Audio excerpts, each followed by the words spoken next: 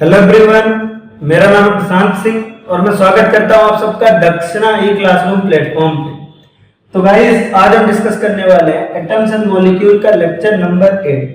Lecture number 7 and 6 में, है ना, हम डिस्कस कर रहे थे अबाउट मोल, कि मोल क्या होता है, राइट। मोल कॉन्सेप्ट के बारे में मैंने आपको बताया था कि बहुत ही इंपॉर्टेंट टॉपिक है ना, आगे जाके आपको बहुत काम आने वाला है। उसके बाद हमने बात की थी कि मोल्स क्या होते हैं, है ना, मोल्स को इंट्रोड्यूस किया था, है ना, और उसके सारे बेसिक जो भी चीजें हैं वो समझी थी कि मोल्स क्या होता है ना। एक काउंटिंग यूनिट होती है, ऐसा यूनिट होता है अमाउंट ऑफ सब्सटेंस का, ठीक है। एक मोल में कितने पार्टिकल्स होते हैं। फिर हमने देखना शुरू किया था कि मोल्स को कैलकुलेट कैसे करते हैं, कैलकुलेशन ऑफ मोल्स, राइट। क्या देखा था हमने? Calculation of moles, calculation of moles, moles का कैलकुलेशन, राइट। क्या देखा था हमने? मोल्स का calculation, right, calculation of moles, ठीक है। तो मोल्स कैलकुलेट कैसे करते थे? पहला फॉर्मूला था इसमें हमारा कि number of moles equal to n, मतलब क्या हुआ? Number of moles, number of moles, number of moles equal to क्या आपका?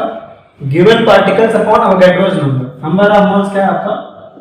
गिवन पार्टिकल्स, यानी कि number of particle, given number of particle, यानी कि number of particle, given number of particle, given number of particles upon Avogadro's number. इसको हम लिख सकते हैं n बाई n। क्या लिख सकते हैं? n by n।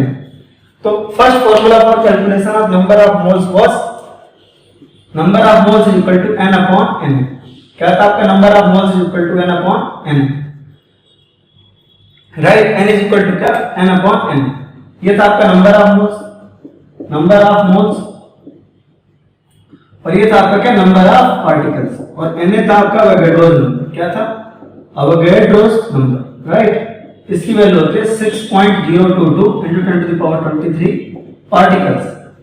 तो जब नंबर ऑफ मोल्स कैलकुलेट करना है तो you can use the formula m by n, यानी कि number of particles upon n, number of particles upon n, number of moles equal to number of particles upon n। यहां से number of particle अगर आपको लिखना है तो number of particle is equal to, इसी फार्मूले को सिंपलीफाई करो तो n इज इक्वल टू क्या हो जाएगा? n उधर जाएगा, n इनटू n। तो क्या हुआ आपका? Number of particle is equal to, number of particle is equal to, number of particle is equal to number of moles into n, number of moles into n, Avogadro's number, number of moles into n, right. ये हो जाएगा, ठीक है। आसान है लिखना, ठीक है। चलो आराम से लिख लेंगे इसे, ठीक है। इस पर हमने न्यूमेरिकल्स भी किए थे, एक और न्यूमेरिकल कर लेते हैं, ठीक है। चलिए देखिए न्यूमेरिकल क्या कह रहा है, क्वेश्चन देखेंगे।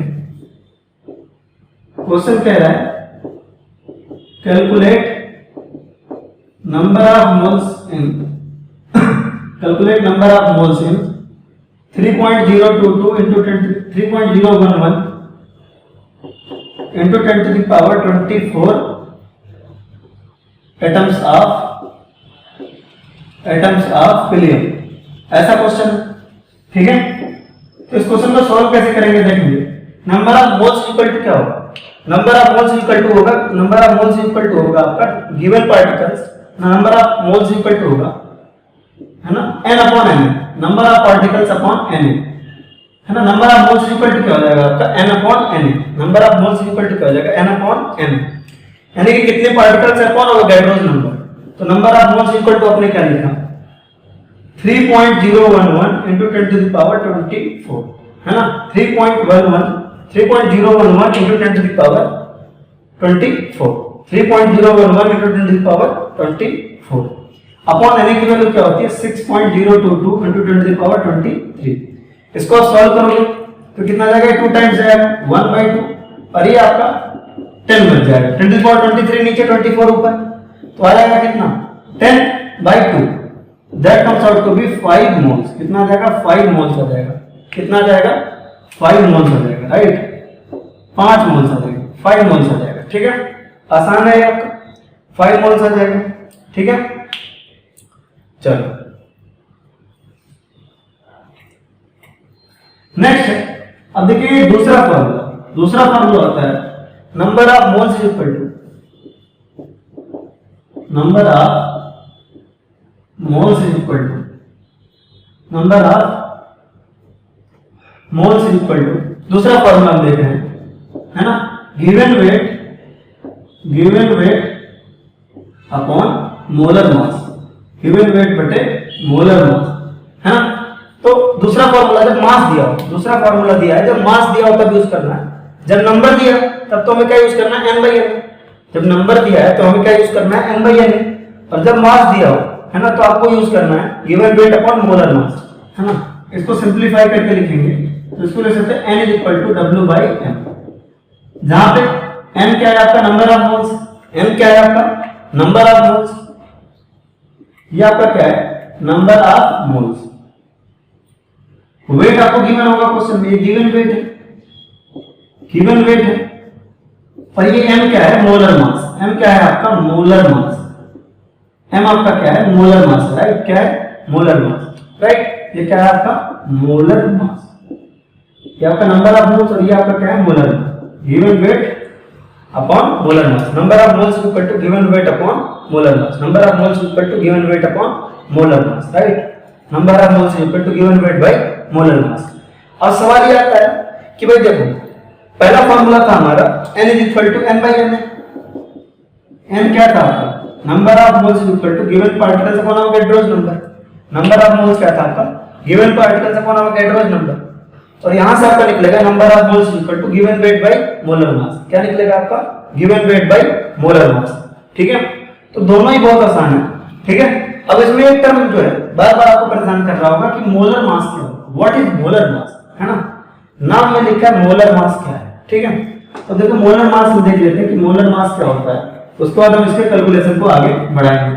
मोलर मास बहुत आसान है, बस सब्र रखें थोड़ा सा, है ना, मोलर मास, ठीक है।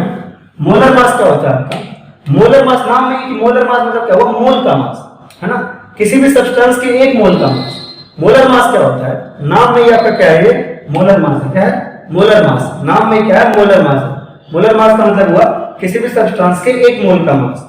मोलर मास का क्या मतलब हुआ, किसी भी सब्सटेंस के 1 मोल का मास।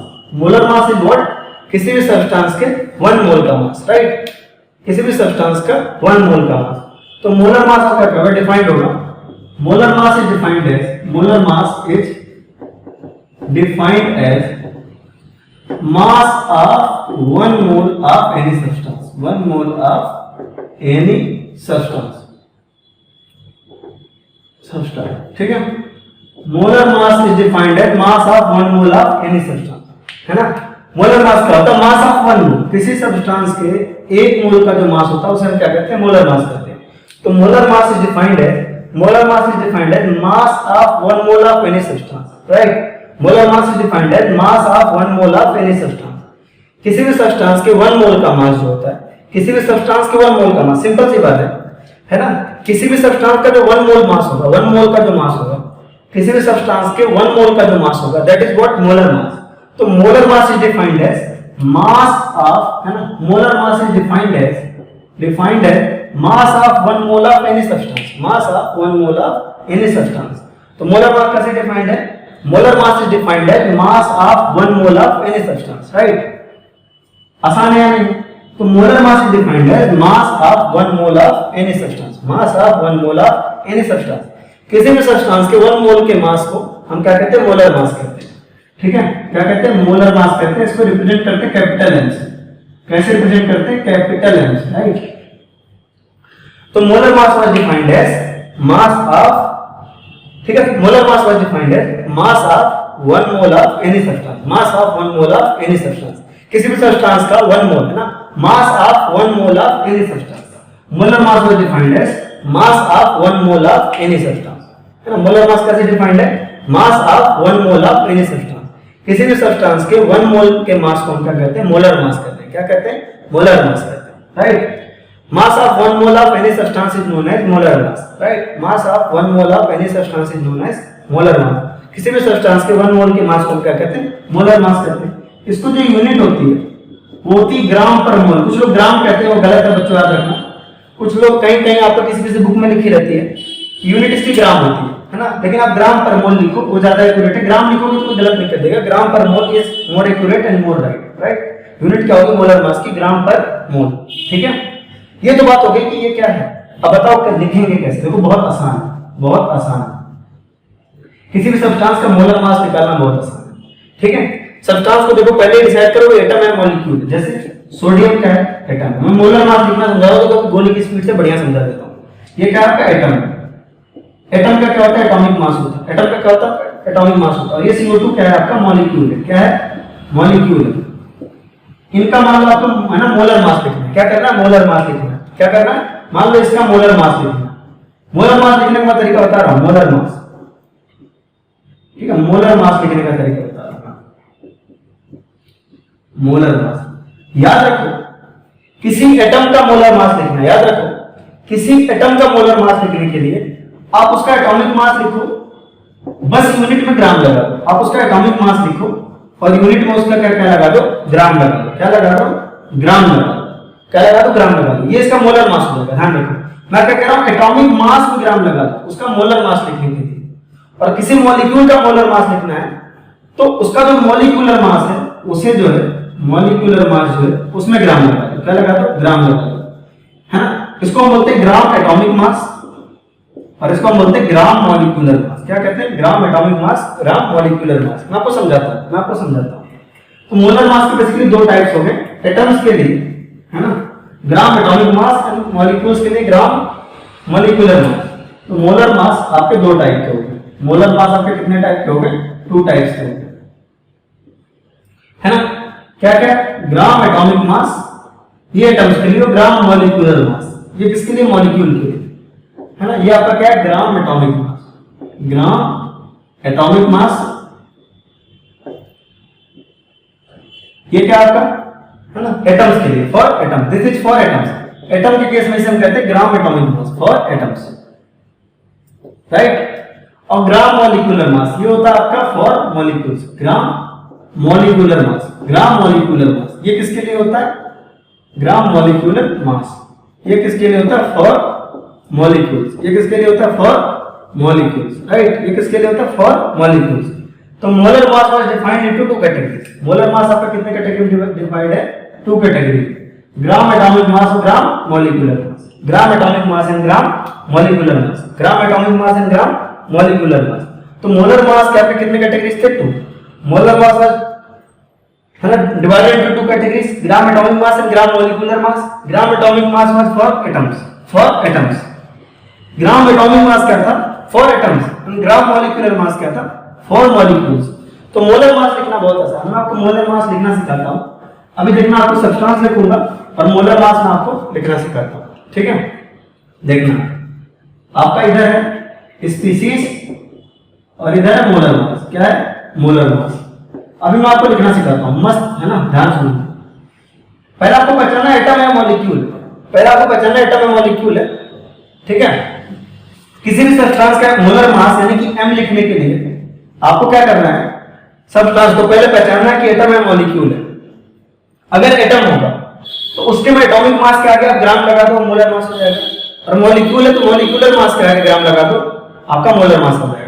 एटम है तो एटॉमिक मास के आगे ग्राम लगा दो, मॉलिक्यूल है तो मॉलिक्यूलर मास के आगे ग्राम लगा दो। फॉर एग्जांपल जैसे सोडियम का एटॉमिक मास कितना होता है, इसका एटॉमिक मास कितना है, एटॉमिक मास कितना है सोडियम का, वो है 23 AMU। एटॉमिक मास कितना है, 23 AMU, राइट।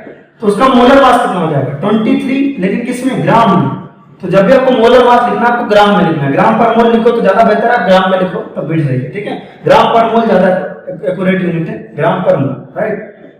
आप यहाँ पे ग्राम पर मोल लिखो। सिमिलरली आप देखो, है ना, मैग्नीशियम को देखो, मैग्नीशियम का एटॉमिक मास कितना, मैग्नीशियम का एटॉमिक मास कितना, 24। पहले आपको पहचानना कि, है ना, मॉलिक्यूल है या एटम है। ये एटम है तो इसका एटॉमिक मास कितना है, 24। तो 24 ग्राम पर मोल क्या हो जाएगा, इसका मोलर मास हो जाएगा।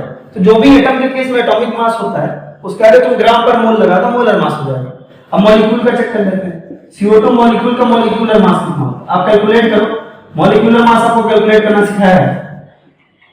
कार्बन का 12 प्लस 16 इंटू 2 ऑक्सीजन का, 16 आपका है ऑक्सीजन का, कार्बन का 12, ठीक है। तो 12 पर प्लस 16 इंटू 2 हो जाएगा आपका 44, कितना आ जाएगा, 44। AMU, ये इसका मॉलिक्यूलर मास। कार्बन है ना, CO2 का मॉलिक्यूलर मास कितना है? 44 AMU। कितना है? 44 AMU, राइट। CO2 का मॉलिक्यूलर मास कितना है? 44 AMU। तो इसका मोलर मास कितना हो जाएगा? 44 ग्राम पर मोल। इसका मोलर मास कितना हो जाएगा? 44 ग्राम पर मोल। CO2 का मोलर मास कितना आ गया? 44 ग्राम पर मोल। सिमिलरली ग्लूकोज का देखिए आप C6H12O6, C6H12O6, इसका मॉलिक्यूलर मास हमने पहले कैलकुलेट किया। मॉलिक्यूलर मास कितना कैलकुलेट किया? पहले भी किया है, वो आता है आपका 180 AMU। तो बस इसका मोलर मास आपको लिखना है। तो मॉलिक्यूल का मोलर मास लिखने के लिए क्या करना होता है? मॉलिक्यूल का मोलर मास लिखने के लिए मॉलिक्यूलर मास के आगे ग्राम लगा देना। मॉलिक्यूल का, है ना, ध्यान रखो, मॉलिक्यूल का ध्यान देना। मॉलिक्यूल का हमको मोलर मास लिखने के लिए, मॉलिक्यूल का हमको मोलर मास लिखने के लिए मॉलिक्यूलर मास के आगे क्या लगा देना होता है? ग्राम लगा देना होता है। यहां पे देंगे 180 gram per mole. It is as simple as that. तो आई होप आपको मोलर मास क्लियर हो गया होगा, आपको मोलर मास क्लियर हो गया होगा, राइट। हम इस पे क्वेश्चंस करेंगे, ठीक है, आप इसके ऊपर नोट करिए, ठीक है, फिर हम क्वेश्चंस इस पे करना शुरू करते हैं, ठीक है। एटम्स के लिए, एटम्स के केस में मोलर मास को हम बोलते हैं ग्राम एटॉमिक मास, GAM, और मॉलिक्यूल्स के केस में इसको हम बोलते हैं GMM, ग्राम मॉलिक्यूलर मास, ठीक है। लेकिन आप मोलर मास लिखें, आगे चल करके मोलर मास ही ज्यादा पॉपुलर है। ये आपका ग्राम एटॉमिक मास और ग्राम मोलर मास केवल क्लास 11th और 9th में पॉपुलर है। चलिए, हमने नंबर ऑफ मोल्स का जो फॉर्मूला देखा बच्चों, वो क्या देखा? वो हमने देखा, है ना, नंबर ऑफ मोल्स के दो फॉर्मूले देखे। एक तो नंबर ऑफ पार्टिकल्स N/N है कि number of moles is equal to number of moles equal to number of particles upon N, है ना। Number of moles is equal to number of particles upon N, है ना। उसके बाद दूसरा formula देखा given weight upon molar mass. Weight और mass में कोई डिफरेंस नहीं होता, given mass upon molar mass भी लिख सकते हैं। हमारे केमिस्ट्री में मास और वेट में कोई डिफरेंस नहीं होता। तो number of moles is equal to weight upon molar weight, given weight upon molar weight, right, given weight upon molar weight. चलिए, ठीक है, क्वेश्चन लिखेंगे, कैलकुलेट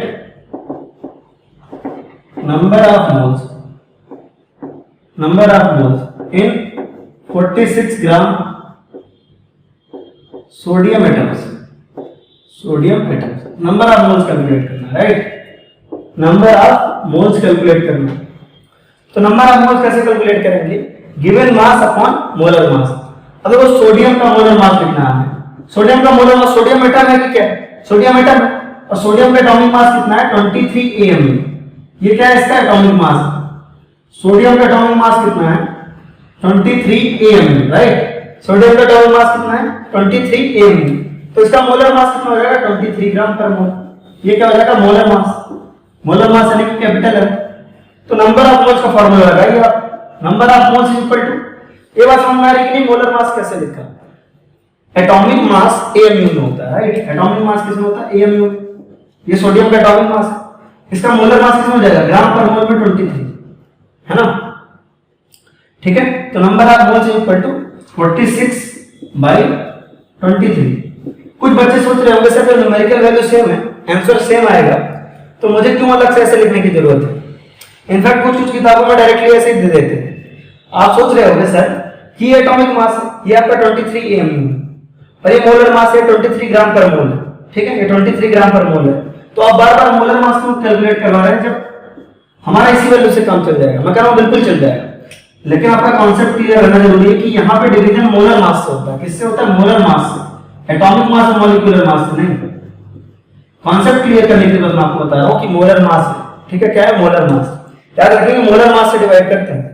तो 46/23 नंबर ऑफ मोल्स कितने आ जाएंगे? 2 मोल्स हो जाएंगे। कितने आ जाएंगे? 2 मोल्स आएंगे, ठीक है। इसको आप नोट करिए, फिर आगे बढ़ते हैं। चलिए, नेक्स्ट है calculate number of moles in 90 gram of glucose, in 90 grams of glucose, in 90 grams of glucose. Glucose मतलब C6H12O6। इसका मॉलिक्यूलर मास दिया, मान लो आपको मॉलिक्यूलर मास दिया 180 AMU दिया और नहीं दिया तो आप कैलकुलेट भी कर सकते हो, उसमें कोई बहुत बड़ी बात तो है नहीं।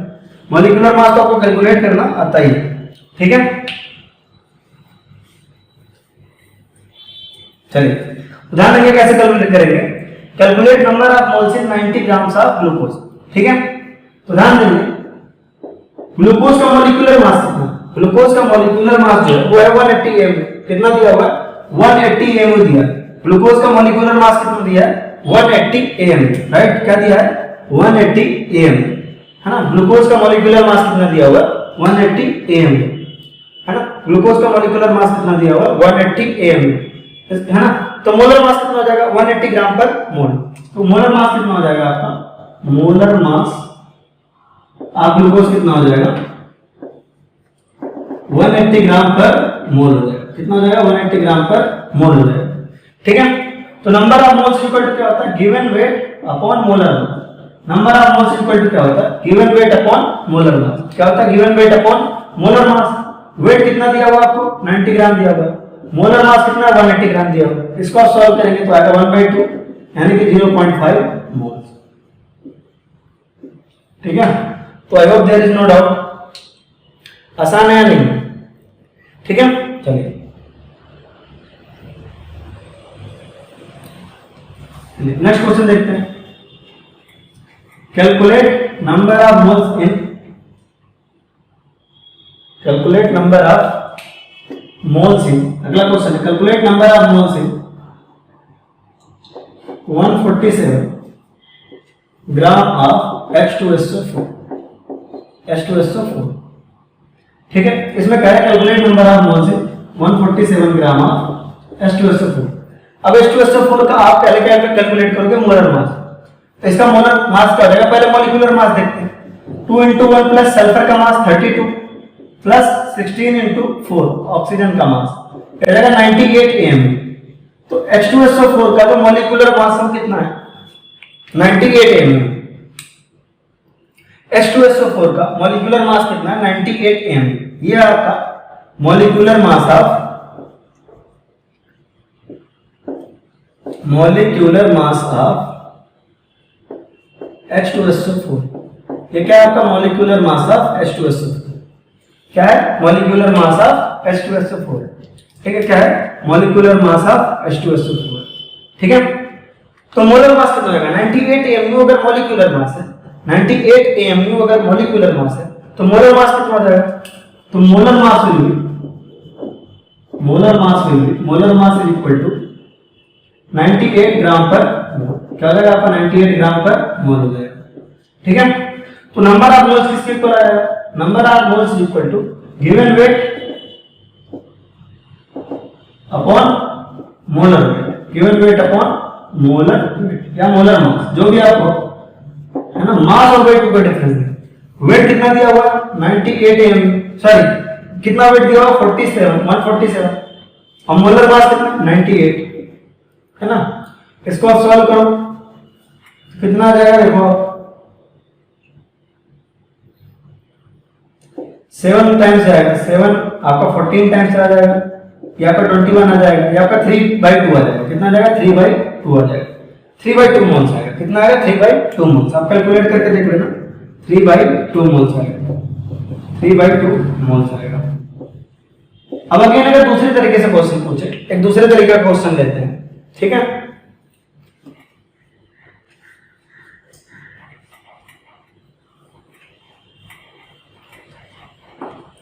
मान लो ऐसा क्वेश्चन कह रहा है आपसे,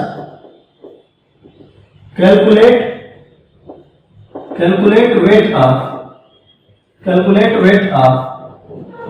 3 moles of glucose, 3 moles of glucose. अब इस बार वेट पूछ रहा हो, क्या पूछ रहा है, वेट पूछ रहा है। Calculate weight of 3 moles of glucose, calculate weight of 3 moles of glucose, है ना। Number of moles equal to क्या होता है, number of moles equal to होता है वेट अपॉन मोलर मास, है ना। ग्लूकोज का मॉलिक्यूलर मास, ग्लूकोज मतलब C6H12O6, C6H12O6 होता है ना। 3 moles of glucose, right.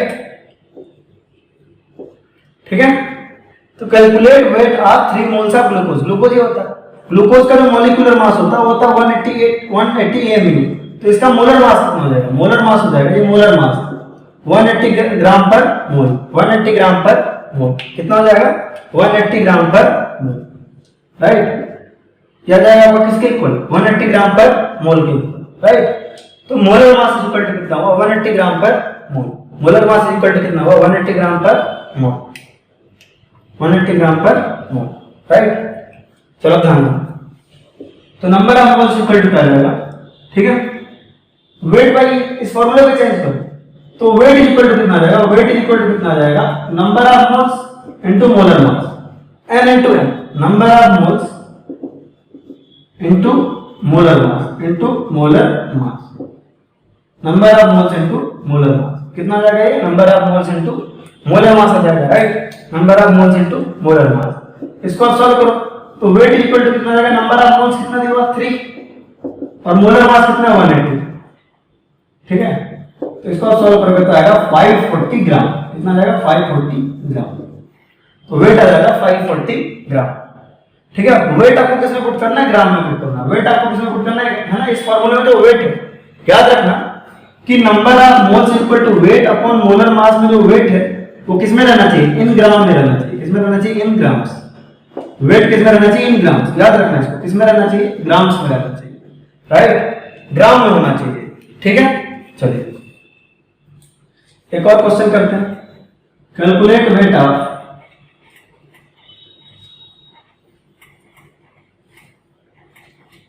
1.5 moles of CO2, 1.5 moles of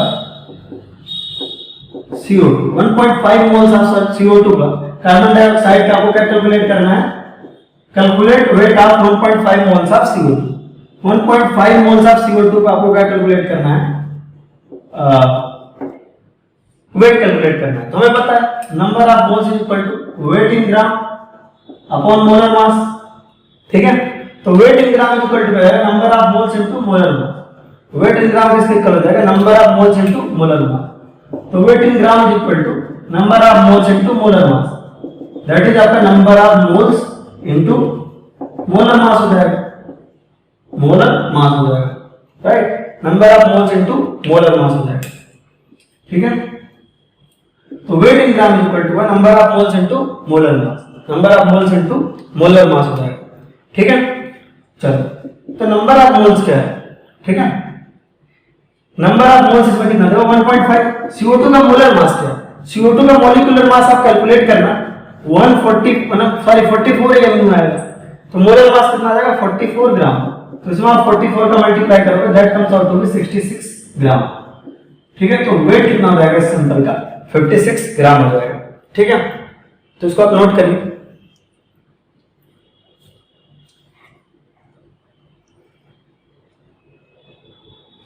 चलिए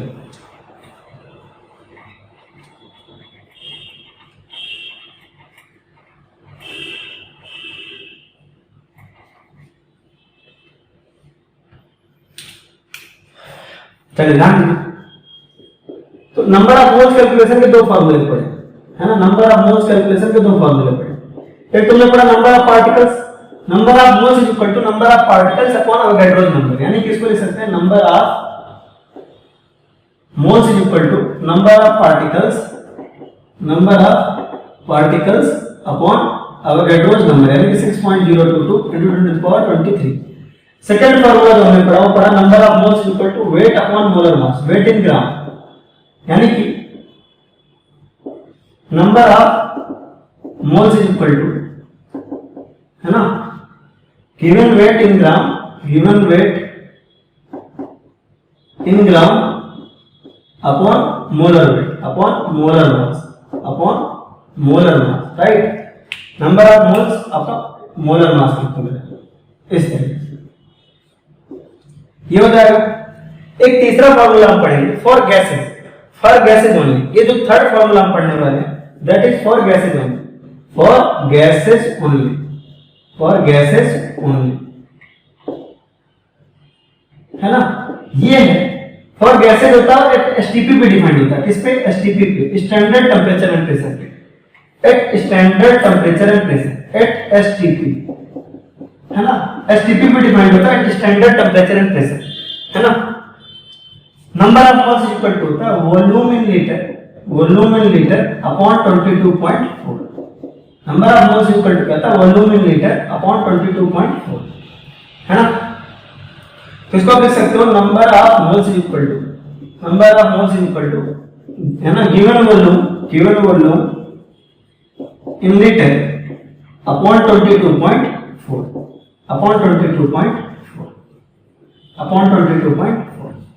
इसको आप नोट करिए।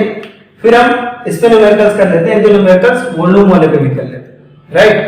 चलिए इसको नोट करिए आप। चलिए ठीक है, अब हम वॉल्यूम वाले पे कुछ न्यूमेरिकल कर लेते हैं, ठीक है।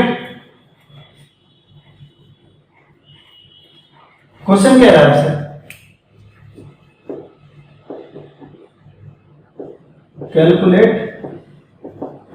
Number of moles in 44.8 litre of argon gas at STP पे लिखा होना जरूरी है ना। गैसेस के लिए डिफाइंड है, लीटर में दिया है, तो number of moles equal to क्या हो जाएगा, number of moles equal to होगा गिवन वॉल्यूम अपॉन 22.4 है ना। तो आपका नंबर ऑफ मोल्स का फार्मूला है वॉल्यूम इन लीटर अपॉन 22.4, तो number of moles equal to volume in litre कितना 44.8, number of moles equal to कितना वॉल्यूम इन लीटर कितना 44.8 अपॉन 22.4। इसको सॉल्व करोगे तो कितना आएगा 2 मोल्स आ जाएगा आंसर। कितना आ जाएगा 2 मोल्स आ जाएगा। आसान है नहीं। नेक्स्ट है आपका calculate number of moles in